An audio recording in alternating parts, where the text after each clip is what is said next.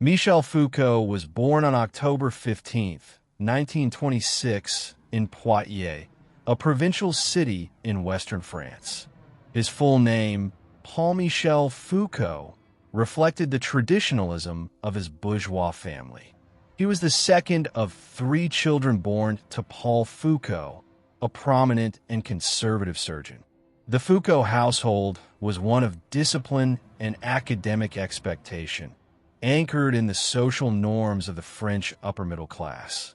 From an early age, Michel's path was expected to align with the medical legacy of his forebears, yet his intellectual curiosity would soon lead him in a divergent direction. Growing up during the interwar period and the German occupation of France during World War II, Foucault experienced both the cultural conservatism of provincial life and the deep fractures in French national identity. This duality, the sense of both order and crisis, left an indelible mark on his worldview. While Poitiers offered a stable, structured environment, the political unrest and moral ambiguities of wartime France would later shape Foucault's critical sensitivity to authority, institutions, and discourse. Foucault's early education was carried out at the Lycée Henri IV in Paris, where he prepared for entrance into the École Normale Supérieure, ENS, France's most prestigious institution for the training of intellectual elites. His performance was inconsistent at first, and he struggled with feelings of isolation and psychological distress. He later referred to this period as one of personal crisis, marked by depression and multiple suicide attempts. These experiences, although painful, may have sparked his lifelong interest in the margins of human experience, especially in madness, deviance, and the boundaries of normality. In 1946, Foucault was admitted to the ENS, where he studied philosophy and psychology. It was here that he encountered the influential philosophies of Hegel, Nietzsche, Heidegger, and later, Georges Canguilhem, whose historical approach to science and epistemology would shape Foucault's methodological innovations. Though the school was steeped in a Cartesian and Marxist tradition, Foucault's own thinking would develop in tension with these legacies rather than in their affirmation. During his time at the ENS, Foucault became deeply interested in the structure of thought itself. He studied under some of France's most prominent philosophers, including Jean Hippolyte, who introduced him to Hegelian dialectics, and Maurice Merleau-Ponty, a major figure in phenomenology. These engagements with German idealism and existential phenomenology would later be critically re-examined by Foucault as he developed his own approach that sought to distance itself from the subject-centered philosophies dominating mid-20th century thought. Foucault's intellectual formation also included an engagement with clinical psychology and psychiatry, disciplines that fascinated him both academically and personally. He earned degrees in both philosophy and psychology, an unusual combination at the time, and worked in psychiatric clinics during his student years. This exposure to the institutional treatment of mental illness profoundly influenced his later work, particularly in Madness and Civilization, where he interrogated the social and historical construction of madness. By the early 1950s, Foucault had begun to develop a more critical stance toward the human sciences. He saw psychology, medicine, and even philosophy as deeply entangled with power relations and ideological assumptions. This skepticism toward universal claims of truth and neutrality became a cornerstone of his intellectual project. It was during this period that Foucault began to chart his own path, moving away from conventional academic routes and exploring less traveled intellectual territories. Foucault's time abroad further expanded his intellectual horizons. In the early 1950s, he took academic positions in Sweden, Poland, and Germany, which exposed him to different institutional structures and philosophical traditions. His time in Sweden, where he worked at the French Institute in Uppsala, allowed him to distance himself from the dominant philosophical currents in France and begin articulating his own theoretical concerns. The cultural and intellectual dislocation he experienced during these years contributed to his fascination with difference, marginality, and the archaeology of ideas. Despite his growing academic ambitions, Foucault remained something of an outsider in French intellectual life during his early career. He did not align himself neatly with any particular school of thought, and his early writings were met with cautious interest rather than acclaim. Nevertheless, the foundations of his mature work were being laid. His intense focus on historical discontinuities, his suspicion of normative discourses, and his methodological eclecticism were already evident in these early years. By the end of the 1950s, Foucault had completed his doctoral thesis on the history of madness, a work that would later be revised and published as Folie et de raison, Histoire de la folie à l'âge classique, Madness and Civilization. This marked the culmination of a decade of intellectual experimentation and personal struggle. The thesis was both a critique of Enlightenment rationality and an ambitious attempt to rethink the relationship between knowledge, society, and exclusion. It signaled the emergence of a distinct philosophical voice, one that refused to accept inherited categories of thought without rigorous historical scrutiny. As the 1950s unfolded, Michel Foucault began transitioning from a student shaped by the ideas of others to an independent thinker, forging his own intellectual path. While his formal academic foundation had already been laid at the École Normale Supérieure, it was during the ensuing years that he began to refine his unique philosophical voice. Central to this evolution was his engagement with the history of psychiatry, a subject he approached not as a clinician or traditional historian, but as a philosopher concerned with the deeper structures that govern knowledge and exclusion. One of Foucault's most formative influences during this period was the French philosopher Georges Canguilhem.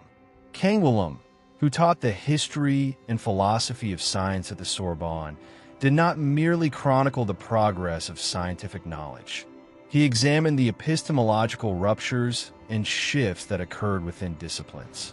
Under Canguilhem's mentorship, Foucault was introduced to the idea that scientific categories are not static or universal, but are deeply embedded in historical and social contexts. This insight would become a cornerstone of Foucault's later investigations. Foucault's earliest publications emerged from this engagement with the human sciences and the discourses that sustained them. In 1954, he published his first book, Maladie mentale et personnalité, Mental Illness and Personality, a work that attempted to provide a psychological explanation for mental illness. However, he would later disown this book, describing it as too conventional and insufficiently critical. It was a product of his early immersion in psychology, but had not yet incorporated the historical and philosophical depth that would characterize his more mature work. Foucault's deepening disillusionment with mainstream psychological theory coincided with his growing interest in structuralism, particularly the works of Claude Lévi-Strauss and Ferdinand de Saussure. Though he would ultimately distance himself from structuralism, its emphasis on systems, signs, and underlying rules provided a useful framework for his analysis of discourses. Foucault was not interested in psychology as a natural science, but as a cultural product, a discipline that claimed authority over human behavior while simultaneously producing categories of deviance.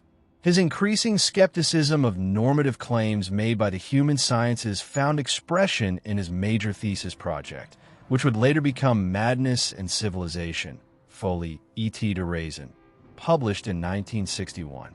Rather than treating madness as a timeless medical condition, Foucault traced the historical treatment of the mad from the Renaissance through the Enlightenment and into the modern era. He argued that madness was not simply discovered or diagnosed. It was constructed as a category of exclusion by specific social and institutional practices.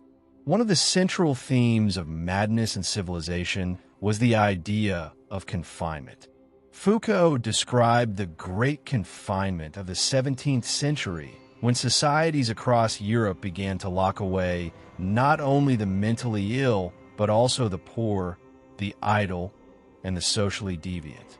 He analyzed how these acts of segregation were not merely pragmatic responses to disorder, but revealed deeper anxieties about reason, normativity, and control. His narrative was not linear or triumphalist, but ruptured, layered, and skeptical of Enlightenment ideals. Stylistically, Madness and Civilization was also a departure from academic norms. The prose was dense, evocative, and occasionally poetic, blending philosophical reflection with archival detail. Foucault's writing defied categorization. It was neither purely historical nor fully philosophical. Instead, it occupied an ambiguous space that mirrored his broader refusal to be confined by disciplinary boundaries. The book's reception was mixed. While it garnered attention in academic circles, it was far from a mainstream success, and its radical implications were not immediately recognized. During the same period, Foucault was living and working abroad, first in Sweden, then in Poland and Germany. These international experiences had a profound effect on his intellectual development. In Poland, he encountered Marxist scholars working under a regime of ideological control, which deepened his awareness of how knowledge could be used as an instrument of domination. In Germany, his exposure to the work of Nietzsche reinvigorated his thinking about history and power. Nietzsche's critique of morality, truth, and subjectivity would later become central to Foucault's own philosophical project. While his contemporaries in France were preoccupied with existentialism and phenomenology, Foucault's work was moving in a different direction, toward what he would later call archaeology, a method for excavating the rules that govern the production of discourse at different historical moments. Though not fully articulated at this stage, the seeds of this methodology were already present in his analysis of madness and its exclusion from the realm of reason. By the early 1960s, Michel Foucault was no longer a marginal figure in French intellectual life. With the publication of Madness and Civilization, he had begun to attract attention as an original thinker with a distinctive approach to history and knowledge. However, his intellectual ambitions were far from fulfilled. Over the next decade, Foucault turned his attention to the broader systems through which knowledge was constructed and legitimized. It was during this period that he developed what he would call the archaeological method, a critical tool for examining the conditions of possibility for discourse across different historical epochs. This methodological shift was crystallized in his 1963 work Naissance de la Clinique, The Birth of the Clinic. Here, Foucault analyzed the transformation of medical perception in the late 18th and early 19th centuries. He did not focus on the progress of scientific discovery, but instead on the epistemological reconfigurations that allowed certain forms of medical knowledge to emerge. Central to his analysis was the concept of the medical gaze, a new mode of observation and classification that treated the patient as an object of analysis. The transformation of hospitals, diagnostic practices, and anatomical studies reflected a deeper shift in how bodies were perceived and rendered intelligible. The success of The Birth of the Clinic led Foucault to further refine his analytical framework. His next major work, Les mots et les choses, The Order of Things, published in 1966, was a sweeping examination of the history of the human sciences. This book marked Foucault's transition from thematic studies to a more generalized investigation into the conditions that enable systems of thought to arise. In this work, he introduced the concept of the episteme, the underlying set of rules and assumptions that define what counts as knowledge in a given historical period. The order of things shocked many readers with its bold assertion that man is a recent invention. By this, Foucault did not mean to deny human existence, but rather to challenge the philosophical and scientific constructions of man as a stable, knowable subject. He argued that the modern human sciences, such as sociology, psychology, and economics, were founded on contingent epistemological configurations that could, and eventually would, be replaced. The idea that the human subject was not eternal, but historically produced, was both provocative and destabilizing. The reception of the order of things was polarizing. While some hailed it as a brilliant philosophical intervention, others criticized its dense language and apparent relativism. Nevertheless, the book established Foucault as a major intellectual figure. It also marked a clear rupture with the dominant philosophical paradigms of the time. Whereas existentialists like Sartre placed the individual at the center of meaning-making, Foucault's work dispersed agency across anonymous structures and systems of thought. The subject, for Foucault, was not a given but an effect of discourse. Foucault formalized his archaeological method in the 1969 publication of L'Archéologie du Savoir, the Archaeology of Knowledge. This work was his most explicit attempt to articulate the principles guiding his historical analyses. In it, he rejected traditional historiography's focus on linear progress, continuity, and the intentions of authors. Instead, he emphasized the rules of formation that govern the emergence, transformation, and disappearance of discourses. He sought to identify the regularities within discursive practices without appealing to an overarching theory of history. The Archaeology of Knowledge was more than a methodological treatise. It was also a reflection on the nature of discourse and the role of the intellectual. Foucault proposed that discourses were not merely collections of statements, but structured systems governed by rules that operated below the level of consciousness. These rules determined not only what could be said, but also who could speak, from what position, and with what authority. In this sense, discourse was both enabling and constraining, a medium through which knowledge could emerge, but also a mechanism of control. During this period, Foucault also began to question the privileged position of philosophy in the production of truth. Rather than seeking timeless answers to perennial questions, he advocated for a critical attitude that interrogated how those questions came to be posed in the first place. He was increasingly drawn to archives, institutional records, and marginal texts, which he treated not as mere historical curiosities, but as evidence of deeper shifts in thought and governance. His work thus became interdisciplinary, engaging with history, sociology, and literary theory without being fully subsumed by any of them. Foucault's growing prominence in French intellectual circles led to his appointment in 1970 to the prestigious Collège de France, where he assumed the title of Professor of the History of Systems of Thought. This position gave him both institutional recognition and intellectual freedom, allowing him to further develop his critique of the human sciences. It was also a symbolic victory. A thinker who had challenged the very foundations of knowledge was now entrusted with the task of tracing its genealogy at one of the nation's most revered academic institutions. In the early 1970s, Michel Foucault began to shift his focus from the discursive formations that shaped knowledge to the mechanisms of power that structured modern institutions.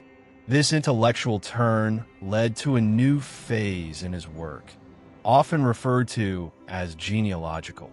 If the archaeological method had uncovered the historical conditions of thought, the genealogical method now explored how power relations were embedded within and reproduced through societal structures. Central to this phase was the analysis of discipline, a subtle, pervasive form of power that Foucault believed underpinned the development of modern society. Foucault's most influential treatment of these ideas appeared in Surveillor et Punir, Discipline and Punish, published in 1975.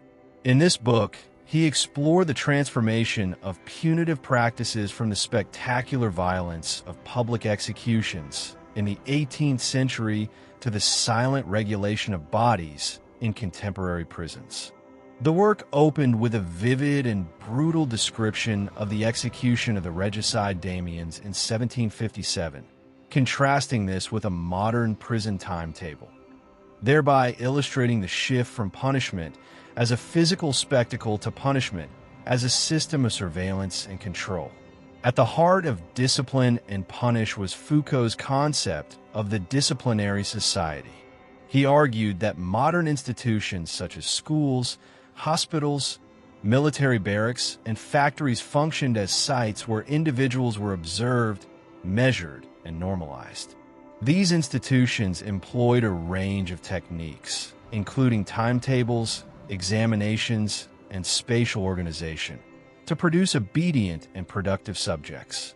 Discipline, according to Foucault, did not repress individuals, but actively constituted them through repeated acts of training and correction. One of the most enduring metaphors introduced in Discipline and Punish was that of the panopticon, a circular prison design conceived by the English philosopher Jeremy Bentham. In the panopticon, a central watchtower allowed guards to observe all prisoners without being seen themselves. This architecture of surveillance ensured that inmates internalized the gaze of authority, regulating their own behavior as if they were always being watched. Foucault used this image to describe a broader cultural shift. Modern societies had become panoptic in nature, relying less on coercion and more on self-surveillance. Foucault's analysis of the panopticon extended beyond the prison walls. He saw similar dynamics at play in schools, hospitals, and workplaces, where observation and record-keeping functioned as tools of normalization. He emphasized that power was not solely held by the state or a sovereign ruler. Rather, it was diffuse, exercised through networks of institutions, practices, and knowledge systems. Power, in Foucault's conception, was productive. It shaped identities, behaviors, and even desires, making individuals complicit in their own subjugation. Another crucial contribution of Discipline and Punish was Foucault's reconceptualization of the body. He argued that the body was not merely a biological entity, but a political site where power was inscribed. Through disciplinary techniques, bodies were rendered docile, made useful, obedient, and efficient. The body thus became the primary target of modern power, shaped through a regime of routines, gestures, and spatial arrangements. Foucault's treatment of the body challenged Cartesian dualisms and emphasized the material dimensions of control. The historical scope of the book also redefined how scholars approached institutions. Rather than seeing the prison as a response to crime, Foucault examined it as the product of broader shifts in political rationality and administrative strategy. He demonstrated that incarceration was less about justice than about social regulation. The same could be said of schools and hospitals, which, far from being neutral or benevolent, functioned as disciplinary apparatuses that managed populations. Discipline and Punish resonated deeply in an era marked by political unrest and skepticism toward authority. The book found a wide readership among activists, educators, and scholars across disciplines, influencing fields as diverse as criminology, architecture, sociology, and education. Its impact extended beyond academia, contributing to a broader cultural critique of surveillance and institutional power in modern democracies. Foucault's work during this period also coincided with his involvement in social and political movements. He was active in campaigns against prison abuse and police brutality, co-founding the Prison Information Group Group D information sur les prisons, or GP, in 1971. This activism was not a departure from his intellectual work, but a practical extension of it. Through interviews with inmates and investigations into prison conditions, Foucault sought to give voice to those most directly affected by disciplinary power. As Michel Foucault's intellectual exploration of modern power deepened during the late 1970s, he began to turn his attention to an even broader and more intricate form of governance: the management of life itself. Moving beyond the disciplinary mechanisms of institutions, he introduced the concept of biopolitics, a term that would become foundational in his later work. Biopolitics referred to the techniques and strategies by which human life, not just individual bodies, but entire populations, came to be the object of political control and regulation. Foucault first articulated this concept during his lectures at the Collège de France, particularly in the 1976 course Il faut défendre la société. Society must be defended. In these lectures, he distinguished between sovereign power, characterized by the right to take life or let live, and modern forms of power that aim to make live and let die. This subtle shift signaled a profound transformation in the aims of governance. Rather than merely exercising authority through coercion or punishment, modern states sought to enhance, manage, and optimize life. Central to this new form of power was the idea of population as a political and economic problem. States began to intervene in areas like health, reproduction, hygiene, mortality rates, and life expectancy. These interventions were not necessarily coercive, but were framed as rational responses to the needs of society. Public health campaigns, vaccination programs, censuses, and statistical tracking were all instruments of this biopolitical logic, shaping how life was understood, measured, and directed. Biopower, the term Foucault used to describe this phenomenon, operated through two poles: the disciplining of individual bodies and the regulation of populations. While disciplinary techniques focused on molding individuals within institutions, biopolitics operated at the level of mass society. It dealt with phenomena like birth rates, epidemics, and housing, not in moral or philosophical terms, but through scientific and administrative discourses. In this sense, biopower represented a fusion of knowledge and power, where expertise became a central tool of governance. Foucault's analysis revealed how modern states relied on the authority of science and medicine to legitimize their interventions. By appealing to objectivity and necessity, biopolitical measures often escaped ethical scrutiny. Yet beneath their rational surface, these practices carried implicit judgments about whose lives were worth preserving, optimizing, or even sacrificing.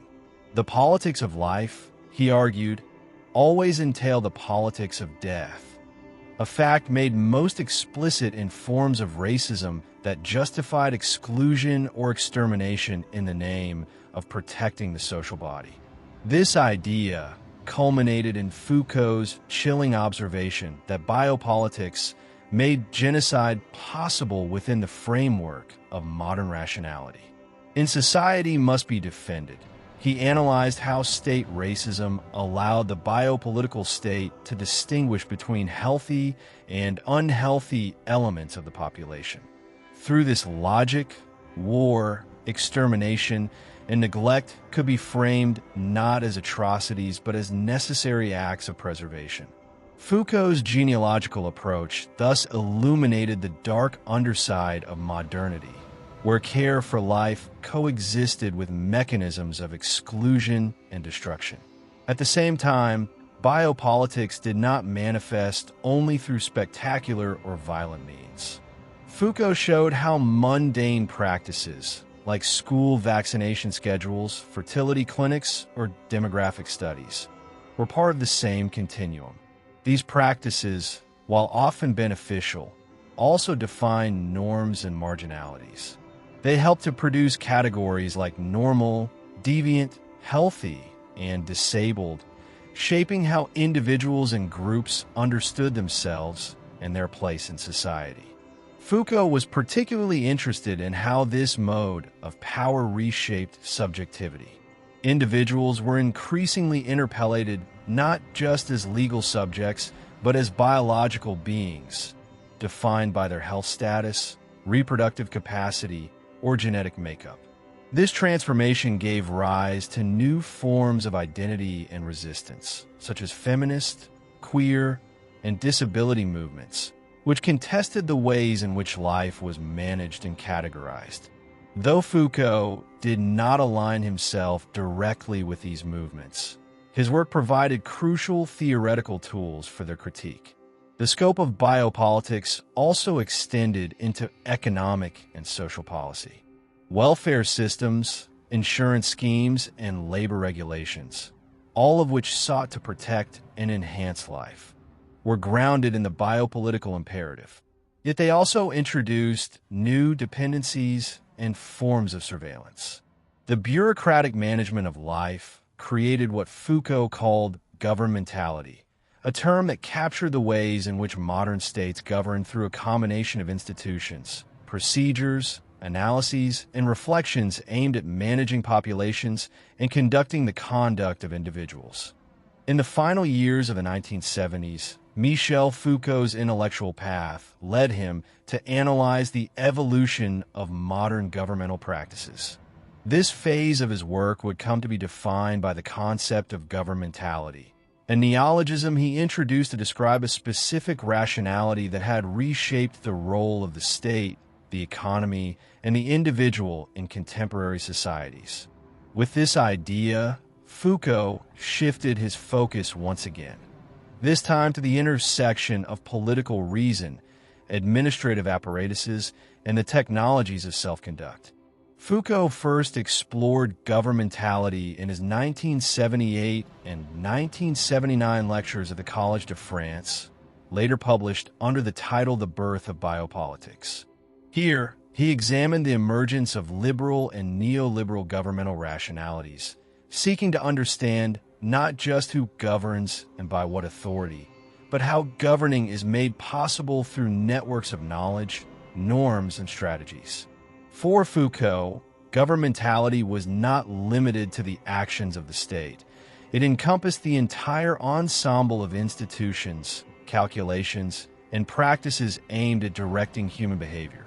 This approach allowed Foucault to historicize the modern state in a new way.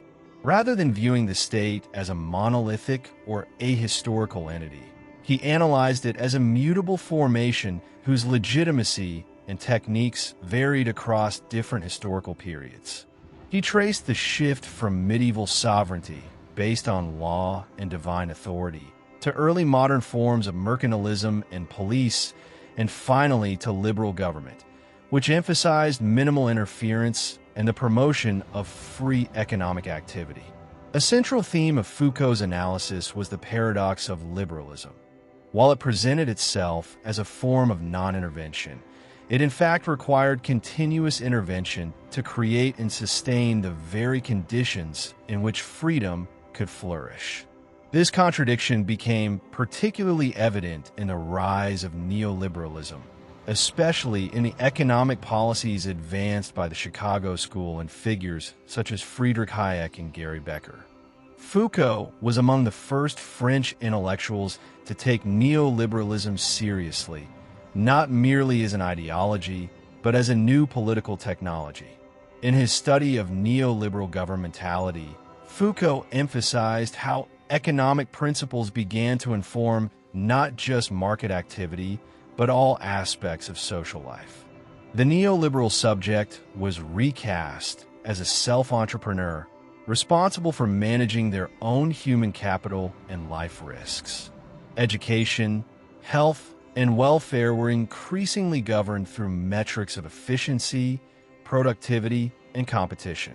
This form of government operated less through coercion and more through incentives and self-regulation. subtly shaping individuals to align with market rationality. Foucault's insight was that neoliberalism did not represent a retreat of the state, but a reconfiguration of its functions.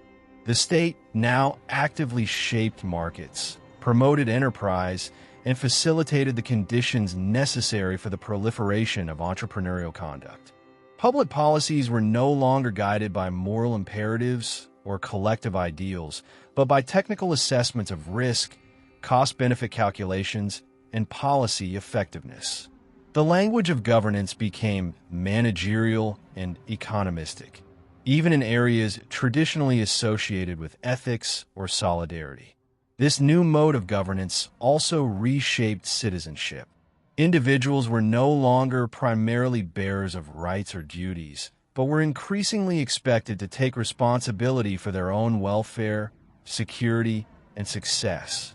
Foucault showed how concepts like responsibility, autonomy, and choice were not neutral, but deeply embedded in a political project aimed at optimizing conduct and reducing dependence on public institutions.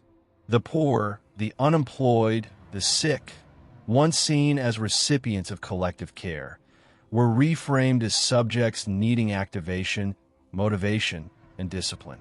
In tracing the genealogy of neoliberal governmentality, Foucault paid close attention to the role of expertise and knowledge production. He argued that the diffusion of economic reasoning into non-economic domains relied on a vast network of experts, consultants, economists, psychologists, policy advisors, who translated political questions into technical problems with calculable solutions.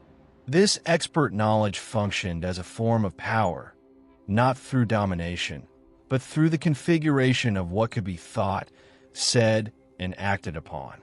One of the more subtle aspects of Foucault's theory of governmentality was his analysis of freedom. Rather than rejecting freedom as a mask for domination, he treated it as a critical site where power operated. Freedom, in this framework, was not the absence of power, but its medium. Individuals were shaped to act freely in ways that reinforced existing social and economic norms. Thus, the exercise of freedom became a key mechanism of control, ensuring that governance could proceed without overt repression.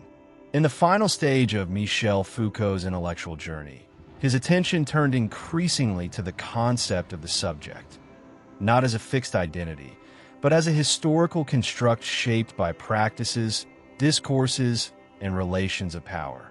While his earlier works had examined how institutions, biopolitical structures, and governmental techniques acted upon individuals, his later work shifted toward how individuals act upon themselves. This new line of inquiry marked a turn toward ethics, understood not as a universal moral system, but as a mode of subjectivation, the process through which one becomes a subject. Foucault's concern with ethics emerged most fully in the 1980s, when he began studying ancient Greek and Roman texts. He focused on how individuals in antiquity conceived of themselves, cared for themselves, and transformed their conduct through practices of self-knowledge and self-discipline. This shift was not a repudiation of his earlier work, but a deepening of his interest in how power operates through the formation of identity and behavior. For Foucault, ethics was about the relationship one establishes with oneself and the deliberate acts through which individuals shape their own subjectivity. Central to this phase of his thought was the notion of the care of the self, epimeleia heu, which Foucault explored through a detailed analysis of classical texts, such as those by Plato, Seneca, Epictetus, and Marcus Aurelius. These ancient thinkers, he observed, did not frame ethics primarily in terms of obedience to rules or external norms.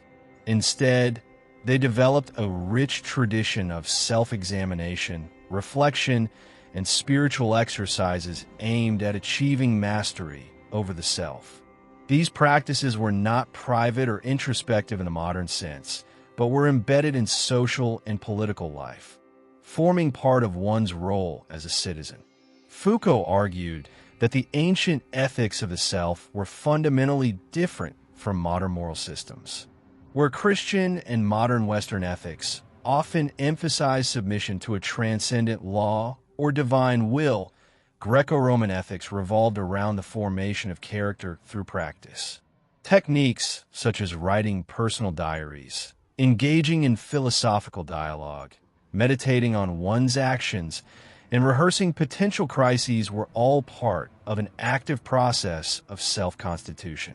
This approach treated ethics not as a code, but as a craft. This historical inquiry was not antiquarian nostalgia. Rather, Foucault sought to recover forgotten possibilities for thinking about the self in relation to power and truth. He introduced a four-part schema to analyze ethical systems. The ethical substance, what part of the self is being acted upon. The mode of subjection, how one is called to recognize moral obligations. The ascetic practices, the self-forming activities one engages in. And the telos, the mode of being toward which one aspires. Using this framework, he mapped the shifting ethical landscapes from antiquity through Christianity to modernity. In his books, The Use of Pleasure and the Care of the Self, the second and third volumes of the History of Sexuality, Foucault applied this schema to the ethics of sexuality in the ancient world. He demonstrated how sexual conduct was understood not as the expression of inner desires, but as a domain in which one cultivated moderation, self-control, and harmony. The goal was not to confess or repress desire, as in later Christian models, but to discipline it through reason and social responsibility. Foucault highlighted how the aesthetic of existence, living one's life as a work of art, was central to ancient ethical practices. This aesthetics of existence became a key motif in Foucault's late thought.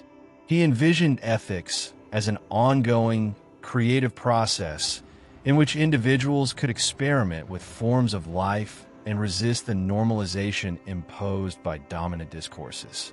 He was especially interested in how one might engage in critical ontology of ourselves, a reflective stance toward the historical conditions that shape who we are. In this sense, ethics was inseparable from critique, a challenge to the ways power defines truth, identity, and acceptable behavior. Importantly, Foucault's engagement with ethics was not a turn away from politics, but a rethinking of its foundations. He argued that true political resistance required ethical work on the self, a refusal to be governed in particular ways. This did not mean embracing individualism in the neoliberal sense, but cultivating the capacity to think and act differently.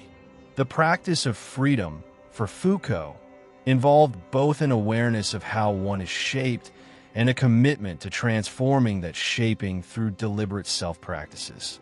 Foucault's interest in the self extended to his own life. In interviews and writings, he spoke of philosophy as a way of life, not merely an academic pursuit.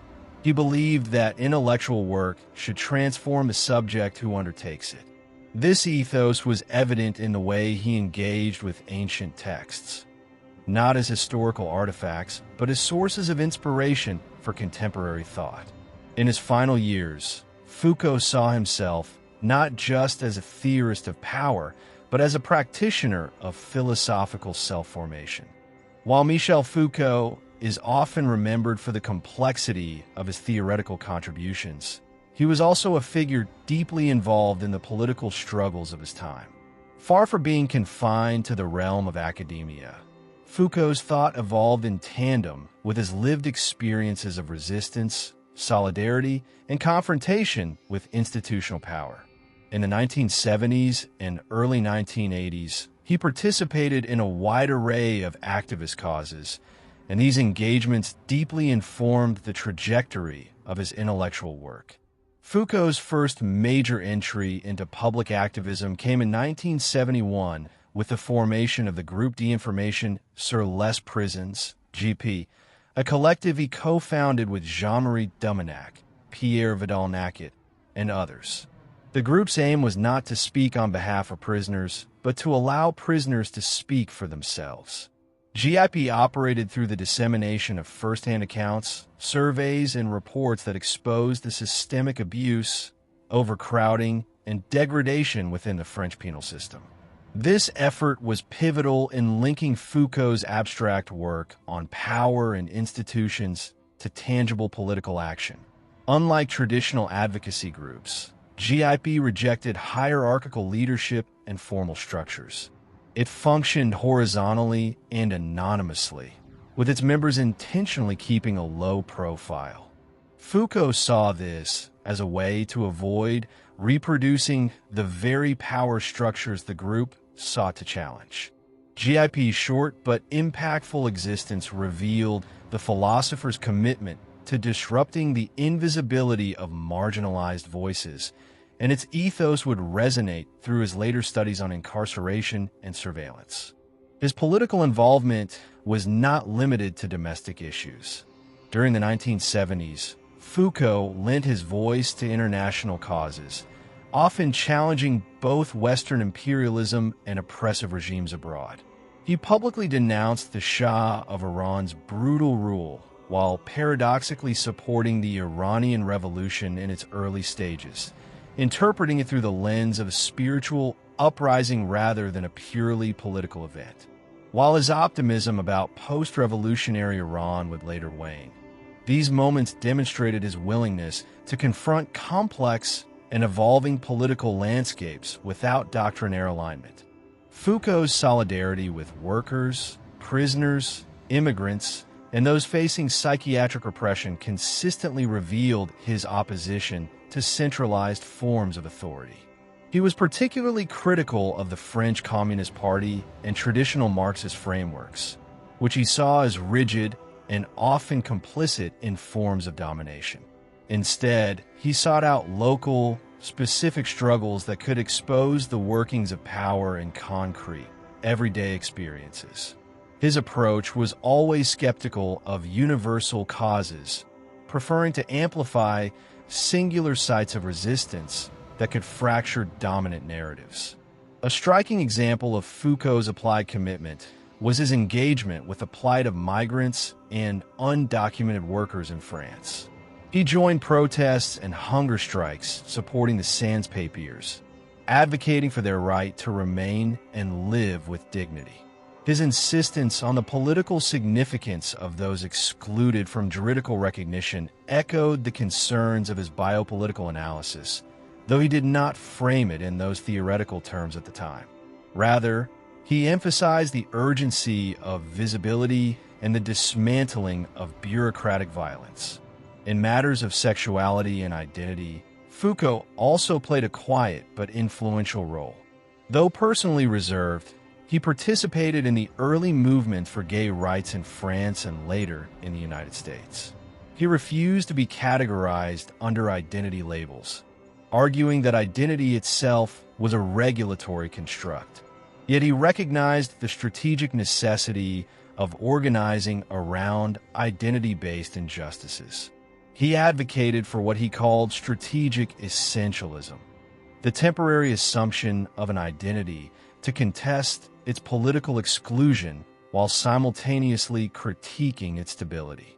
Foucault's engagement with activism also manifested in his refusal to conform to academic expectations.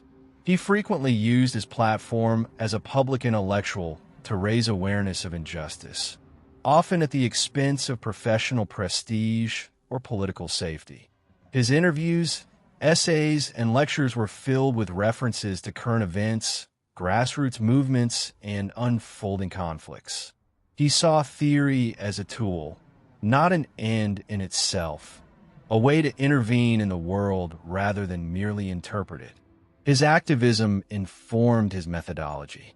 The genealogical approach, with its emphasis on discontinuity and contingency, emerged not only from archival research, but also from witnessing real-life struggles where truths were contested and power relations exposed. Foucault's insistence that power is not only repressive, but also productive, found tangible expression in his belief that resistance generates new forms of subjectivity, community, and knowledge. For him, politics was not about capturing the state, but about multiplying the sites of critique and transformation. The final chapter of Michel Foucault's life unfolded in the early 1980s, a period marked by intense scholarly productivity, profound introspection, and a growing awareness of his own mortality. By this time, Foucault had achieved international prominence as one of the most influential and controversial intellectuals of his era. Yet rather than retreat into the safety of his earlier theories, he continued to challenge himself, both philosophically and personally, with a sense of urgency that became increasingly visible in his actions and writings. Foucault's lectures at the Collège de France during these years, particularly the hermeneutics of the subject, 1981-82, and the government of self and others, 1982-83, reflected a deepening of his inquiry into ancient ethics and the practice of self-transformation. These lectures were not simple extensions of his published works, but living explorations that traced how philosophical life in antiquity was inseparable from moral and political conduct. His voice during this period was increasingly one of personal reflection, touching on themes of courage, responsibility, and spiritual exercise. Despite the richness of his intellectual production, Foucault became increasingly private about his health. In the early 1980s, he began suffering from unexplained physical symptoms, but he disclosed very little to even his closest colleagues. In June 1984, after being hospitalized for a severe illness, it was publicly revealed that he had contracted AIDS, a disease scarcely understood and heavily stigmatized at the time. Foucault was one of the first prominent public figures in France to die from AIDS, though the term was omitted from all official announcements, reflecting both the political silence around the epidemic and Foucault's own discretion. This silence was not a denial, but part of a larger philosophy that Foucault had long embodied. He had often spoken of the importance of leaving space for ambiguity, resisting the compulsion to confess, and questioning the demand that individuals lay bare their identities in the name of truth. In this sense, his choice to remain silent about his illness can be seen not as avoidance, but as a final act of resistance, an assertion of the right not to be defined by biopolitical scrutiny. In his final months, Foucault continued to work, revising the care of the self and preparing the unfinished fourth volume of the History of Sexuality, tentatively titled Confessions of the Flesh. This last volume, which he had long hesitated to publish, sought to trace the origins of Christian sexual ethics in early theological debates. Though unpublished in his lifetime, it formed a crucial link between his studies of the subject and the institutionalization of confession as a mode of truth production. The manuscript would remain sealed in the French National Archives for decades, per his wishes. Foucault's death on June 25, 1984, marked the end of a career that had consistently defied convention. Tributes poured in from around the world, and his work was quickly taken up by thinkers in a wide range of disciplines. Yet in the immediate aftermath of his passing, there was a pervasive sense of uncertainty about how to interpret his legacy. He had always refused to offer a definitive system or methodology, preferring instead to open questions, disrupt certainties, and invite others to think differently.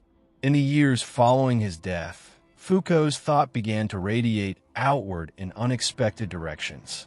Feminist theorists, post-colonial scholars, queer activists, and legal critics all found resources in his analyses of power, discourse, and subjectivity. His reluctance to embrace identity categories, which had once frustrated some of his peers, now resonated with a new generation seeking to understand how identities are constructed, policed, and resisted. Foucault became an unlikely ally in movements that foreground the politics of the body, the voice of the marginalized, and the critique of normative systems. One of the more intriguing aspects of Foucault's final years was his engagement with the possibilities of spiritual transformation.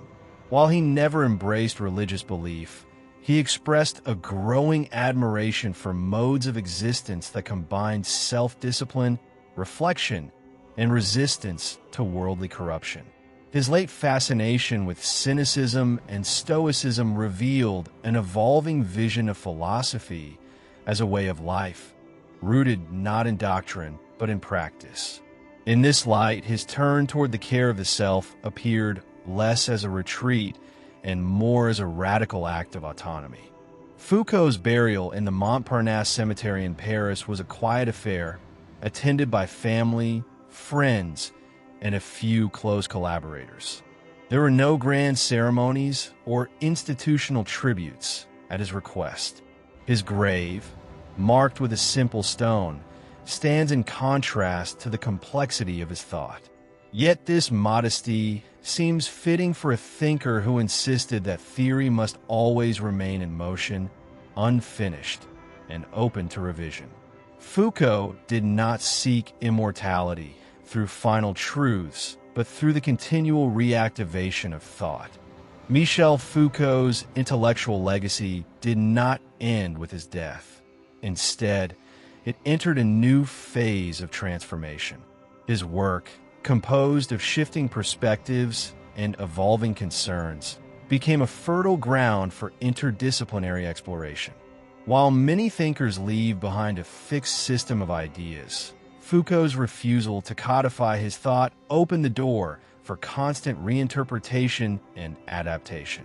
As the decades progressed, his concepts found new life in disciplines and movements far removed from his original context, extending his influence beyond the traditional boundaries of philosophy. In the field of cultural studies, Foucault's ideas on discourse and power reshaped how scholars analyze texts, media, and institutions. His assertion that truth is produced within regimes of knowledge challenged traditional notions of objectivity, prompting critics to scrutinize the cultural mechanisms that legitimize some voices while silencing others. By treating language not as a neutral vehicle, but as a site of struggle, his approach enabled a generation of scholars to dissect the power embedded in representations, from advertising to academic disciplines. Sociology absorbed Foucault's critique of institutions and his genealogical method. Researchers re-examined practices of surveillance, discipline, and social control through the lens of his theories, particularly those elaborated in Discipline and Punish. His concept of the panopticon became a widely used metaphor for modern surveillance societies, influencing studies of everything from schooling systems and workplace management to digital technologies and algorithmic governance. The idea that power operates through subtle normalization rather than overt repression reshaped the discipline's core assumptions. In gender and queer theory, Foucault's impact was especially pronounced. His rejection of fixed identities and his analysis of sexuality as a product of historical discourse laid the groundwork for scholars like Judith Butler, who developed the theory of performativity. Rather than seeing gender or sexuality as innate categories, these theorists built on Foucault's framework to argue that identities are continually constituted through performative acts regulated by social norms. Foucault's thought thus helped destabilize essentialist views and opened up new paths for activism and theory. The domain of post-colonial studies also found in Foucault a critical ally. Though he rarely addressed colonialism directly, his analysis of knowledge and power inspired thinkers like Edward Said, whose Orientalism applied Foucauldian insights to the Western construction of the East. The ability to uncover the political interests behind scholarly narratives resonated with post-colonial critics, who used his work to interrogate how empires justified domination through claims of scientific objectivity, civilizational superiority, and moral duty. Foucault's legacy extended to legal theory, particularly within the critical legal studies movement and its offshoots. His emphasis on the production of norms helped jurists reconceptualize law not merely as a body of rules, but as a field of power relations embedded in discourse.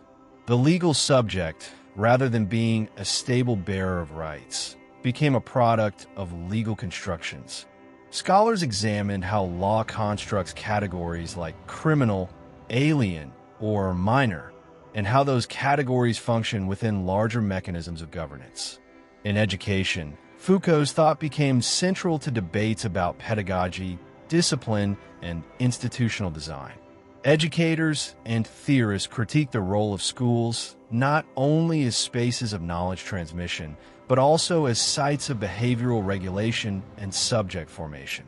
His influence was evident in critical pedagogy, where teachers sought to challenge hierarchical relations in the classroom and promote reflective, transformative education that resists the reproduction of dominant ideologies.